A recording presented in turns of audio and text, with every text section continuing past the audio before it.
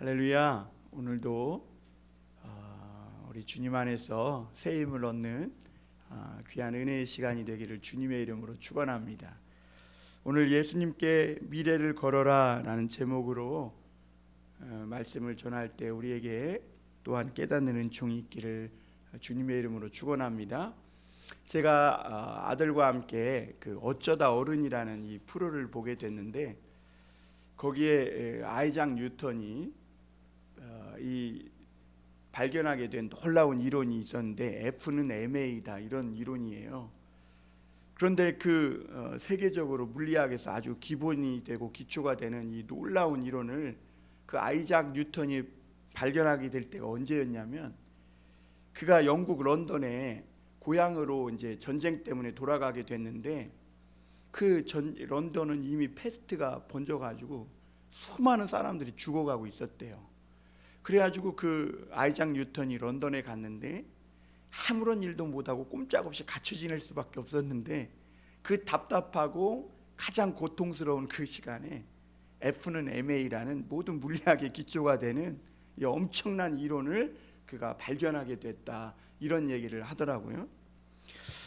장폴 사르트르라는 사람도 우리 인생은 B와 D 사이에 C다, 이런 말을 했는데, 그런데 우리가 이 성경을 보면 사람의 인생은 내가 선택해서 결정한 것보다는 불가피하게 할 수밖에 없었던 그런 일들 있잖아요.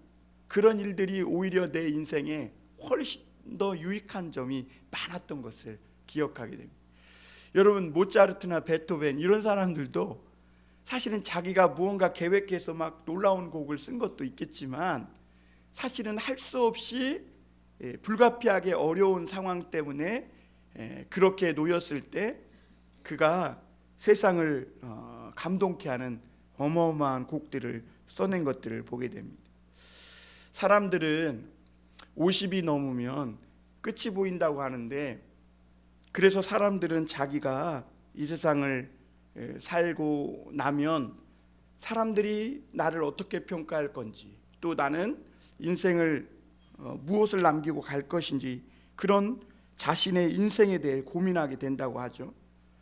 그런데 여러분, 내 인생에 고비고비마다 이런 위기와 어려움이 오는데, 그때마다 내가 붙들 수 있는, 내가 의지하고 내가 신뢰할 수 있는 무언가 힘과 용기가 있다면, 그런 무언가가 있다면 우리에게 힘과 용기를 얻을 수 있겠지요.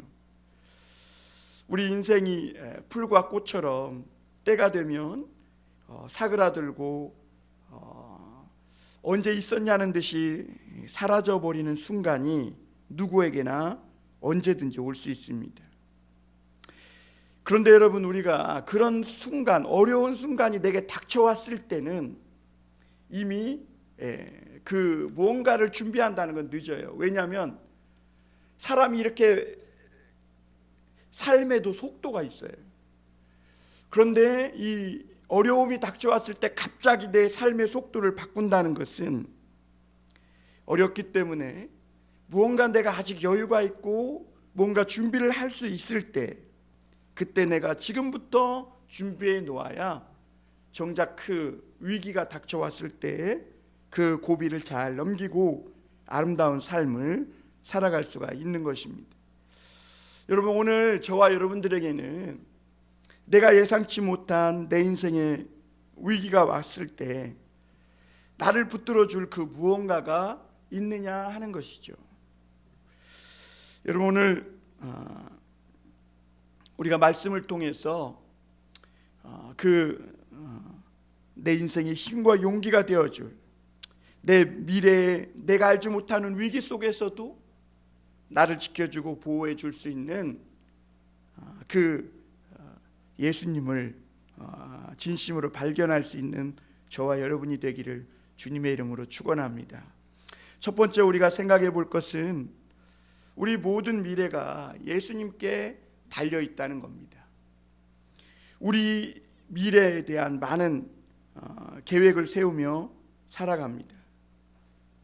그런데 실상은 앞으로 일어날 일들에 대해서 여기 앉아 있는 우리 중에 누구도 아무도 모른다는 겁니다. 그러므로 살면서 가장 중요한 것이 뭐냐? 오늘 우리가 믿고 의지하고 있는 이 예수님과 하나님과의 관계를 잘 가져가는 것입니다.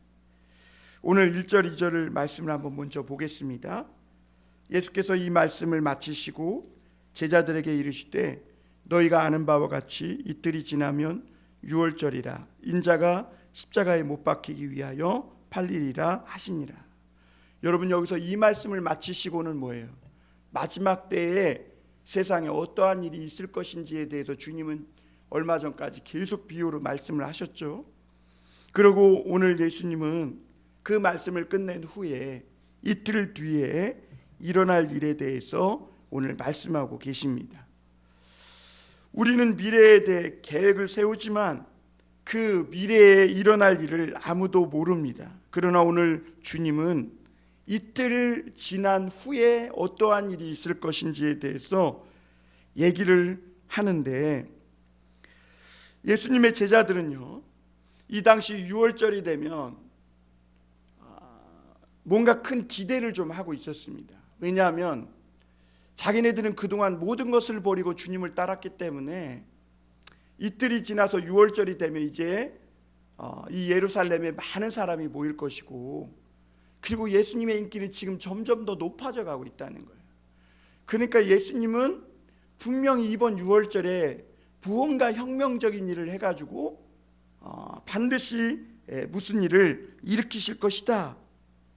그리고 자기들이 그동안 모든 것을 버리고 주님을 따랐던 그런 삶에 대한 어떤 열매가 있지 않을까라는 기대를, 인간적인 어떤 육신적인 기대를 하고 있던 것이죠. 그런데 엉뚱하게도 예수님은 이틀이 지나면 뭐라고 말해요? 인자가 십자가에 죽기 위하여 팔리리라, 이렇게 말해요. 그러니까 예수님의 제자 중에 이 말을 아무도 안 믿는 겁니다. 그러나 오늘 말씀을 보면 예수님의 말씀대로 되은 것을 우리가 볼 수가 있습니다. 여러분, 우리가 이 예수님의 말씀대로 되었다는 것은 예수님은 자기의 어떤 미래를 알고 그 삶을 사셨을 뿐만 아니라 예수님은 닥치는 대로 그냥 제멋대로 살다가 인생을 마친 분이 아니라 철저하게 하나님이 주신 자기 소명을 따라 사셨던 분이라는 것을 간접적으로 증거해 주고 있는 것이죠. 그런데 여러분, 오늘 이 말씀 속에 들어가서 상황을 보면 예수님이 제자들에게 자기가 이제 팔려서 십자가 위에서 죽을 것이라고 이렇게 말씀을 하실 때 놀랍게도 이 대제사장들과 유대 장로들은 그 예수님을 죽일 흉계를 꾸미는 회의를, 비밀 회의를 가야바의 관정에서 하고 있었음을 보게 돼요. 놀랍죠. 그런데 여러분, 우리가 여기서 더 놀랄 게 뭐냐면 정말 하나님의 생명을 전해야 할 이 대제사장들과 유대 지도자들이 참 아이러니하게도 무고한 한 생명을 죽이고자 하는 비밀 흉계를 꾸미고 있다는 거예요. 참 놀랍죠. 그런데 오늘 결국 우리는 말씀을 보니까 이제 보고 그 결과가 어떤지 알고 있지 않습니까? 오늘 이 유월절에 일어난 일은 제자들이 기대했던 그런 대로 된 것도 아니고, 대제사장들이 힘 있는 자들이 모여 회의를 해가지고 야, 이번에 예수님을 죽이자 흉계를 꾸몄어요. 그런데 결정적인 그 계획이 틀어진 이유가 뭐냐면 이번에 예수님을 죽이게 되면 많은 사람이 몰려서 밀란이 나가지고 역풍이 불 수 있으니까 야, 이번 유월절에는 말자. 그러니까 이번 유월절에는 예수님을 죽이지 않는 쪽으로. 왜? 잘못해가지고 역풍이 불면 더 어려움을 당할 수 있어요. 지금 예수님의 인기가 굉장히 높아져 가고 있거든요. 그래서 용이 주도하게 야, 이번 유월절에만 좀 지나고 그 다음에 한번 생각해보자, 이렇게 예수님을 제거할 계획을 그렇게 세운 거죠. 그런데 오늘 3절에서 5절 한번 더 볼까요? 거기 보면 그때 대제사장들과 백성의 장로들이 가야바라 하는 대제사장의 관정에 모여 예수를 흉계로 잡아 죽이려고 의논하되 말하기를 밀란이 날까 하노니 명절에는 하지 말자 하더라. 요게 대제사장과 유대 지도자들 장로들이 모여 예수님을 죽일 계획을 꾸몄다가 철수하게 된 이유예요. 그러나 여러분, 이틀 뒤에는 이렇게 유대 지도자들이 세운 계획대로 된 것도 아니고 제자들이 기대했던 대로 예수님의 인기가 지금 올라가고 있으니까 이번에 예루살렘에 많은 사람이 모여서 함께하면 그 사람들이 힘이 돼가지고 뭔가 혁명이 일어날 거야.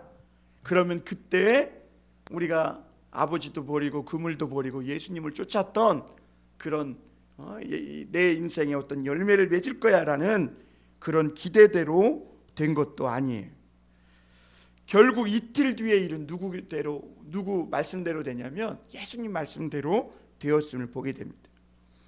그런데 오늘 3절에서 5절까지 보면 대제사장들과 유대 당국자들이 이렇게 결의를 했는데 왜 갑자기 바뀌어졌을까라는 것이죠.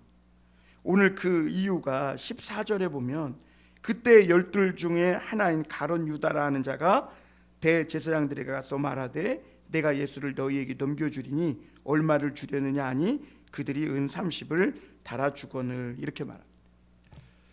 이 대제사장들이 원래 예수님을 이번에는 안 죽이려고 했잖아요. 그렇죠? 그런데 그 계획이 갑자기 바뀌게 된 계기가 뭐예요? 가룟 유다가 예수님을 배신하고 내가 너희들에게 넘겨주겠다고 한 그 순간부터, 그때부터 갑자기 이 대제사장들의 생각과 계획이 바뀌게 됩니다. 그리고 은 30을 달아주고 그때부터 이제 가룟 유다는 넘겨줄 기회를 찾고, 그리고 대제사장들과 당국자들은 예수님을 죽일 기회를 넘보고 있는 거죠. 그래서 예수님은 오늘 2절 그 마지막 부분에 보면 인자가 십자가에 못 박히기 위하여 팔리리라 하시더라. 이 말씀대로, 예수님의 말씀대로 된 것을 보게 됩니다. 여러분, 우리는 우리의 미래를 위해 많은 준비를 합니다. 그런데 미래는 우리에게 비밀이에요. 오늘 내일 모레 어떻게 될지 다들 염려하고 걱정하죠. 그러나 미래는 우리에게 비밀입니다. 그리고 분명한 사실은 인생이 우리 생각대로 되는 일이 거의 하나도 없다는 겁니다. 하나도 없다. 그래서 사람들은 사울 왕처럼 자기 미래를 좀 알기 위해서 그 점쟁이를 찾아가기도 하고 자기 미래를 알기 위해서 사람을 찾아가 상담하고 의논하기도 합니다. 왜냐하면 우리 인간은 미래를 모르지만 미래를 모르고 산다는 것은 답답한 일이기 때문에 그래요. 그런데 여러분, 우리는 미래가 비밀이라고 해서 점쟁이를 찾아가거나 그럴 필요가 없어요. 왜냐하면 하나님께서 우리의 미래를 다 알려주시는 것은 아니지만 하나님을 사랑하고 하나님께 붙들리고 하나님과 가까운 사람들에게는 알려주시기 때문인 줄 믿습니다. 하나님은 우리에게 아모스 3장 7절에 보면 주 여호와께서는 자기의 비밀을 그 종 선지자들에게 보이지 아니하시고는 결코 행함이 없으시리라 그랬어요. 그러니까 하나님은 자기가 앞으로 어떤 일을 할지를 하나님이 사랑하는 사람들에게 보여주신다는 겁니다. 여러분 아브라함도 그랬죠. 아브라함도 장차 하나님이 이 소돔과 고모라를 멸망시킬 것을 말씀해 주셨어요. 왜냐하면 아브라함은 하나님의 친구였거든. 그래서 하나님이 그 소돔과 고모라가 멸망할 것을 알려주니까 거기에 누가 있어요? 자기 조카 롯이 있으니까 하나님 앞에 막 기도하는 것이죠. 여러분, 모세도 앞으로 되어질 일을 하나님께서 가르쳐 주셨어요. 왜냐하면 모세는 하나님의 가장 친한 그런 종이었기 때문에 그래요. 하나님은, 예수님은 우리들에게 너희는 나의 종이 아니라 친구라고 말씀했어요. 하나님은 그 사랑하는 친구와 같은 우리들에게 오늘도 이 말씀을 통해 하나님의 계획을 알려주고 계신 거예요. 여러분, 우리가 이 대통령이 앞으로 어떤 이 국가적인 일을 해나가겠다. 그러면 그 자리에 빠질 사람 아무도 없겠죠. 아마 앞다투어 갈 것입니다. 초청받은 것 자체가 대단한 일일 거예요. 그런데 하나님이 우리의 미래를 알려주신다. 여러분 거기에 귀를 쫑긋 세워야 되지 않겠습니까? 하나님은 오늘도 친구와 같은 저와 여러분들을 통해 마지막 때의 일을 알려주시고 어떻게 하면 내 미래가 축복된 길이고 생명의 길로 갈 수 있을지를 알려주십니다. 하나님은 사랑하는 사람들과 의논하다가 마음을 바꾸시기도 하고 계획을 바꾸시기도 하시는 분인 것을 우리는 성경을 통해 보게 됩니다. 여러분 하나님과 가까워지면 우리 미래를 하나님과 함께 설계하고 만들어갈 수 있어요. 그래서 여러분 하나님의 음성을 듣는데 귀를 세우시고 마음의 귀를 기울이시길 바랍니다. 우리가 세상에서 해야 될 많은 일들이 있지만 그러므로 하나님과 가까워지고 예수님을 내 인생의 주인으로 모시고 사는 것, 이거보다 더 중요한 일이 없습니다. 왜냐하면 예수님께 내 미래에 대해서 들을 수 있기 때문에 그래요. 제가 잠언 16장 한번 1절과 9절 말씀을 한번 읽어드리겠습니다. 잠언 16장 1절 9절입니다. 프로젝트가 준비가 안 돼서 제가 읽어드릴게요. 마음의 경영은 사람에게 있어도 말의 응답은 여호와께로부터 나오느니라. 그리고 9절에 보면 사람이 마음으로 자기의 길을 계획할지라도 그의 걸음을 인도하시는 이는 여호와이시니라. 오늘도 우리의 미래를 알고 계신 이 예수님과 의논하시고 상담하시길 바랍니다. 두 번째로 우리가 생각해 볼 것은 예수님과 가까웠던 한 여인이 있습니다. 여러분 오늘 말씀은요, 예수님의 제자였던 가룟 유다와 정신이 나가 귀신 들려 미쳤던 한 여인을 극적으로 대조해 보여주고 있어요. 그렇죠? 예수님을 3년 반 동안이나 철저하게 따라다녔던 이 가룟 유다는 결정적인 순간에 예수님을 배신하고 은삼십에 팔아버리고, 그리고 예수님과 어쩌면 거리가 멀었던 귀신 7이나 들려서 정신병에 걸렸던 이 한 여인은 오히려 예수님 앞에 자기의 귀한 것을 갖다 쏟아 부어 깨뜨리는 것을 보게 됩니다. 오늘 이 마태복음을 기록한 마태는요, 의도적으로 이 두 사람을 극적으로 대조시켜 보여주고 있는 것이죠. 여러분 세상엔 참 귀한 것이 많습니다. 공부도 귀하고 직장도 귀하고 물질도 귀하고 가족도 귀하고 아내 남편도 귀합니다. 그리고 사람들은 내가 지금 소유하고 있는 이것이 내 미래고 그리고 내 행복을 지켜줄 거라 이렇게 생각합니다. 그런데 여러분 내가 지금 내가 꽉 붙들고 있는 이것들 하나도 잃어버리지 않고 꽉 쥐고 있다면 여러분 평생 그걸로 행복하게 살 수 있을 거라고 믿으십니까? 여러분 그것만 있다면 정말 내가 미래가 보장되고 행복할까요?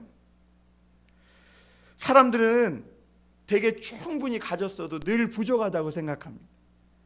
다윗이 시편 23편에서 여호와는 나의 목자시니 내가 부족함이 없도다 이렇게 고백한 데에는 다윗이 막 권력도 갖고 돈도 많이 갖고 그가 모든 걸 다 가졌기 때문에 그런 게 아니라 오히려 그는 모든 걸 다 잃어버리고 저 푸른 초장에서 양떼와 함께 있지만 그 마음에 하나님으로 인해 충만하기 때문에 그런 고백이 나올 수 있었던 거예요. 여러분 하나님 없는 인간의 마음은 늘 부족합니다. 많이 있어도 늘 부족하다고 생각해요. 그러나 반대로 우리가 모든 것을 잃어버리고 내려놓게 되었을지라도 내 안에 하나님으로만 충만하다면 그 사람은 나에겐 부족함이 없다고 고백하게 되는 것이죠. 그런데 사람들은 그걸 모르고 지금 내가 가지고 있는 것만 꼭 붙들고 놓치지 않으면 행복할 거라고 생각합니다. 그래서 현대인들의 좌우명은 좀 더 벌고 좀 더 많이 갖고 좀 더 빨리 하고 좀 더 높아지는 것, 이것이 현대인들의 좌우명이죠. 그런데 오늘 이 예수님은 우리 인생에 행복하고 내 미래가 보장되기 위해서 지금 내가 가지고 소유하고 있는 것 외에 다른 것, 아주 중요한 것 무언가 하나가 더 필요하다고 오늘 우리에게 말씀해 주십니다. 그리고 그렇게 생각했던 한 여인이 있었음을 오늘 우리에게 보여주고 있는데, 그 사람이 바로 막달라 마리아입니다. 여러분, 이 여인은 귀신 들려서 정신병으로 비참하게 살던 여인입니다. 물론 이 여인이 막달라 마리아가 아니라 마르다의 동생 마리아다 이렇게 얘기하는 사람도 있어요. 그러나 교회 전통에서는 이 오늘 여인을 막달라, 7 귀신 들렸던 막달라 마리아로 생각하고 있고, 찬송가에도 그렇게 해서 그 여인을 막달라 마리아로 노래하고 있음을 보게 됩니다. 이 귀신 7이 들렸으니까 이 여인은 얼마나 그 인생이 피폐해지고 괴롭고 고통스러웠겠어요. 그러다 어느 날 이 여인이 예수님을 만나고 예수님의 말씀을 들으면서 마음이 이상하게 시원해지고 평안해지면서 치유되기를 시작합니다. 불면증도 떠나고 두통도 떠나고 또 걱정, 근심, 염려가 사라지고 또 강박증이나 마음의 어떤 증오심이나 이런 것들이 점점 사라지고, 놀라운 사실은 자기의 삶이 정상적으로 회복되기 시작하는, 이게 굉장히 큰 기적인 것이죠. 이 여인은 우리가 잘 알다시피 귀신 들렸기 때문에 여인으로서의 아름다움을 한평생 저당 잡히고 살았던 여인입니다. 그런데 이제 예수님을 만나고 치유받고 회복되어 정상적인 사람으로 돌아오니까 화장도 하고 이제는 거울 앞에서 자기의 모습을 당당하게 비춰볼 수도 있고, 그렇게 주님 앞에 정상적인 삶으로 돌아오면서 이제는 주님을 만난 후부터는 걱정도 염려도 사라지게 되고, 그리고 이 여인의 마음에 주님을 향한 감사함이 깃들게 되는 것을 보게 됩니다. 여인은 혹시나 모를 장래를 위해 숨겨두었던 소중한 향유 옥합이 있었습니다. 왜냐하면 어느 날 자기도 치유받으면 결혼을 하고 아름다운 가정을 꾸미고 그렇게 살고 싶었기 때문입니다. 그런데 이 여인은 생각합니다. 내가 지금까지 미래를 위해 이 향유 옥합을 가지기 위해 정신없이 살았는데, 그러다 남은 것은 이렇게 피폐한 인생이었고 이렇게 귀신 들린 것뿐이었는데, 내가 이 향유 옥합을 이렇게 더 가지고자 예전처럼 다시 그런 삶으로 돌아가는 것이 맞을까, 이런 생각을 하는 것이죠. 내가 정말 이 아주 귀한 비싼 향유 옥합이 없어서 내가 과거에 미쳤던 것일까?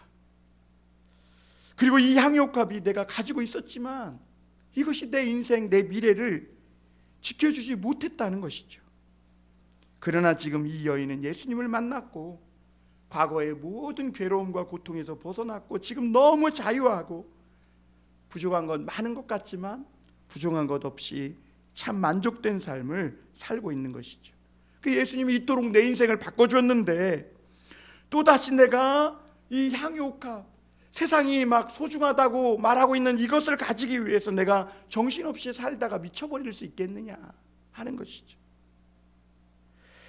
정신없이 이 향유 옥합을 나도 가지기 위해 앞만 보고 살다가 이렇게 귀신 들리고 미쳐버렸는데 또다시 그 구정물로 돌아가기는 싫다는 것입니다. 그래서 어느 날 이 여인은 예수님이 나병 환자 시몬의 집에 오셨다는 것을 소식을 듣습니다. 거기에 오셨다는 소식만 해도 엄청난 거죠. 어떻게 유대인이 나병 환자 시몬의 집에 올 수가 있겠어요? 그런데 이 여인은 그 소식을 듣자마자 향유 옥합을 가지고 집을 나섭니다. 그리고 그 예수님의 발 앞에 그 모든 자기 인생의 전부라고 말할 수 있는 이 향유 옥합을 깨뜨려 버린 것을 볼 수가 있습니다.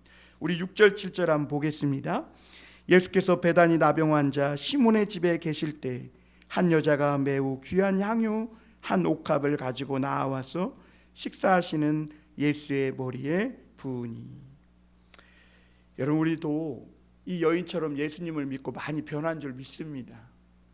지금까지 어려움도 많이 있었지만 예수님은 나를 변화시켜 주셨고 또 예수님을 믿고 살아올 때 그 어려움 속에서 부족한 것 없이 우리의 삶을 채워주시고 건강하게 오늘까지 살아오게 하신 것이죠.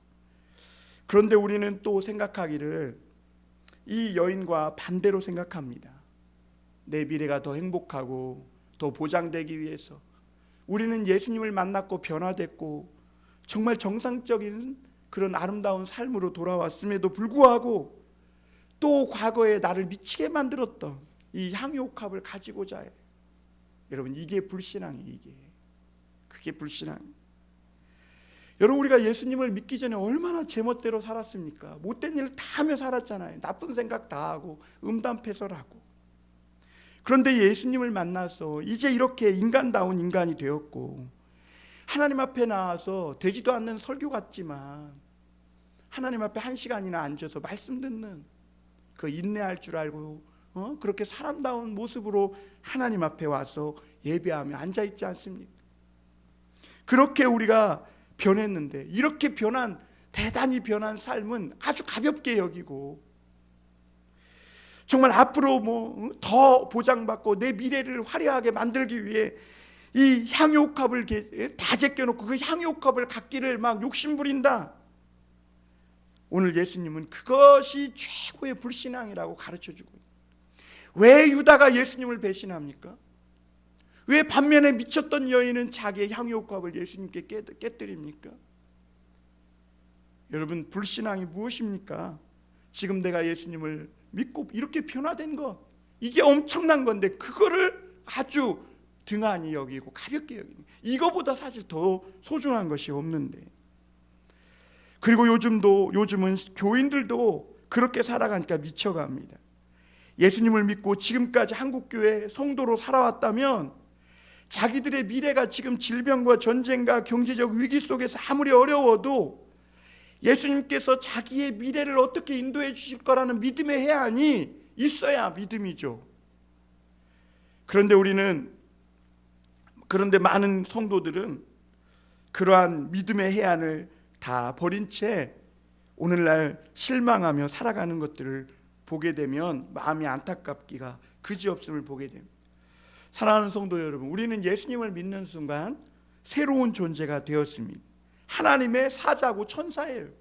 그런데 나도 인간이지 이렇게 생각하는 순간, 하나님께 변화를 받았는데 나도 인간이야 이러면서 인간의 마음을 품게 되는 순간 치사해지고 졸렬해지고 비열한 존재가 되는 내 자신의 모습을 발견하게 돼요. 내가 인간인데 나도 인간이야, 더 이상 못 참아, 그러면 끝나는 거예요. 성도는 세상을 아름답게 만들려고 보내준 하나님의 사자들이고 천사들인 줄 믿습니다. 그 막달라 마리아는 귀신 들려 미친 그런 여자였어요. 그런데 예수님을 만나서 정상적인 사람으로 돌아왔고 거기에 감사했어요. 예수님이 나를 위해 이 땅에 와주신 것도 감사하고, 귀신 들린 나를 주님이 관심 가져주시고 고쳐주신 것도 감사하고, 모든 것이 다 감사했어요. 그래서 이 여인은 내 생에 가장 소중한 향유옥합, 어떻게 보면 이 여인의 미래라고 할 수도 있는 그 귀한 것을 예수님께 쏟아 붓습니다. 그러면서 여인은 고백하는 거죠. 주님, 당신이 내 미래입니다. 내 모든 것 주님께 걸겠습니다. 내 미래를 책임져 주시옵소서. 예수님을 믿고 아름답게 변화되는 이런 체험을 저와 여러분이 했다면 아무 염려하지 마시길 바랍니다. 그리고 주님께서 내 인생을 더 아름답게 만들어 가주실 것을 믿고 그렇게 살아가실 수 있기를 바랍니다. 마지막으로 한 가지 더 말씀을 드리면, 그러면 내 인생에서 예수님의 가치는 얼마나 되느냐 하는 것이죠. 여러분 스스로에게 물어보시길 바랍니다. 여러분에게 인생에 예수님의 가치는, 그 무게는 얼마입니까? 우리 8절 9절 한번 볼까요?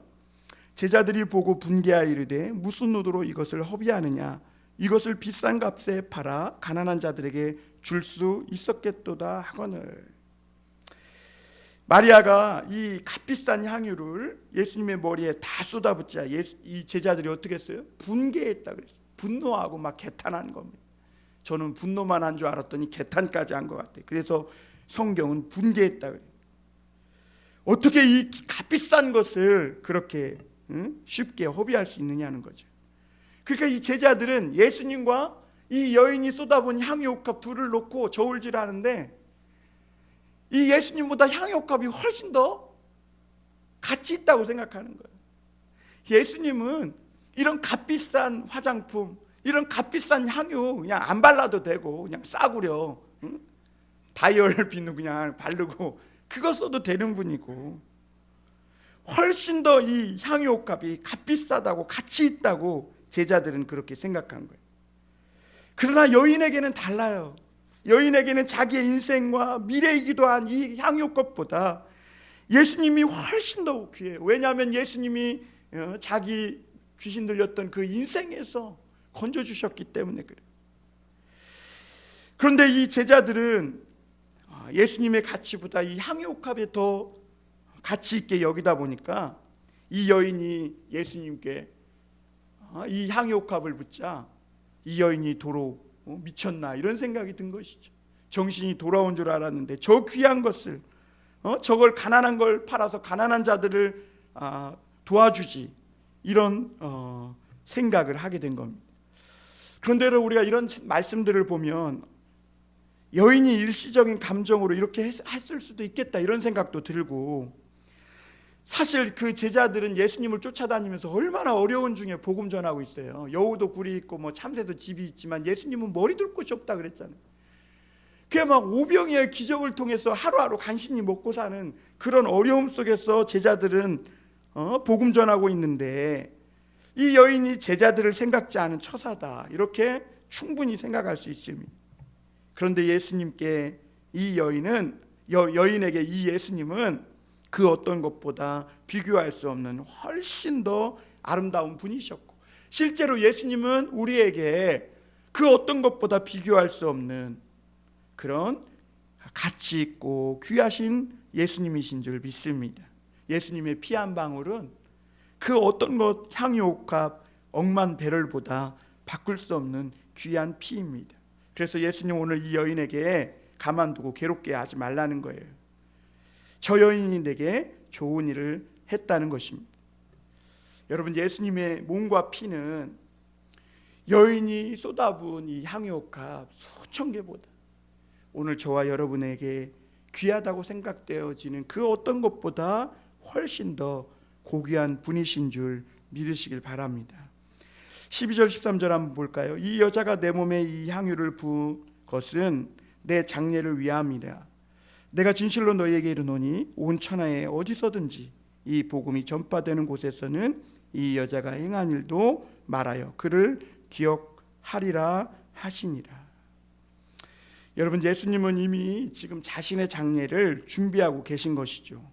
그리고 예수님은 마음속으로 이미 죽어가고 계신 겁니다. 예수님의 심장은 뛰고 있고 지금 살아가고 있지만 예수님의 감정은 지금 죽음의 슬픔과 외로움과 고통 속에 사실 울부짖고 있는 것이죠. 그런데 여인이 갑자기 들어오더니 그 귀한 향유옥합을 예수님의 머리에 깨뜨려 부어주실 때 예수님의 마음은 무언가 남모를 따뜻함이 느껴지기 시작했어요. 그리고 그 여인이 깨뜨린 향유옥합에 온 방에 퍼진 것처럼 그 향기가 예수님의 온 마음을 물들였고 그 가운데 예수님은 하나님의 음성을 듣습니다. 사랑하는 아들아, 너의 죽음은 그냥 비참하게 죽는 죽음도 아니고 너의 죽음은 외로운 죽음도 아니고 너의 죽음은 이 세상에서 제일 가치 있고 향기 나는 죽음이라는 거예요. 그 주님은 이 여인의 그 향유옥합을 깨뜨리는 그 헌신 속에서 하나님의 이 놀라운 음성을 듣고 위로를 받은 것이죠. 예수님은 이 여인이 오늘 예수님의 장례를 준비했다고 말씀하고 있습니다. 예수님의 십자가 죽음은 사실 우리 인간이 도울 수 없어요. 우리 인간이 도운다고 해봐야 도움도 되지도 않습니다. 그러나 이 여인의 고귀한 헌신이 오늘 예수님의 마음을 따뜻하게 해주었던 것을 오늘 보게 됩니다. 예수님이 이제 십자가에서 죽음을 준비하면서 고통스럽고 괴로웠는데 그 주님의 마음에 자신감도 주고 예수님의 마음에 뜨거운 확신과 또 따뜻함을 이 여인이 한 행동이 그 예수님의 확신을 주었다는 것이죠. 예수님은 복음이 전파되는 곳마다 그래서 이 여인이 행한 일도 함께 말하라고 이야기하십니다. 그러니까 설교하는 곳마다 예수님의 복음을 전하는 곳마다 이 여인이 어떻게 이렇게 예수님의 죽음을 준비해 주었는지 전하라는 겁니다. 여러분, 오늘 우리는 여전히 또 내일에 대한 염려 걱정을 가지고 삽니다. 앞으로 내 가족, 내가 하고 있는 일들, 사업들이 어떻게 될까 고민합니다. 그리고 힘들고 외롭고 고통스러울 때를 우리 인생에서도 만납니다. 그러나 여러분, 오늘 주님은 그럴 때마다 오늘 이 여인이 행한 일을 전하라. 주님께서 이렇게 이 여인을 변화시켜서 책임져 주시고 이 여인이 주님께 모든 것을 다 쏟아 부었다면 주님은 앞으로도 이 여인을 이렇게 아름답게 인도해 주신 것처럼 저와 여러분들의 삶도 책임져 주시고 인도해 주신다는 것입니다. 예수님께 미래를 맡겨보라고 오늘 마태는 우리에게 말씀하고 있는 것입니다. 내 인생의 모든 썩은 냄새는 다 사라지고 향기 나는 새로운 삶으로 분명히 우리 주님께서 저와 여러분들의 인생을 만들어 가실 줄 믿습니다. 기도하겠습니다.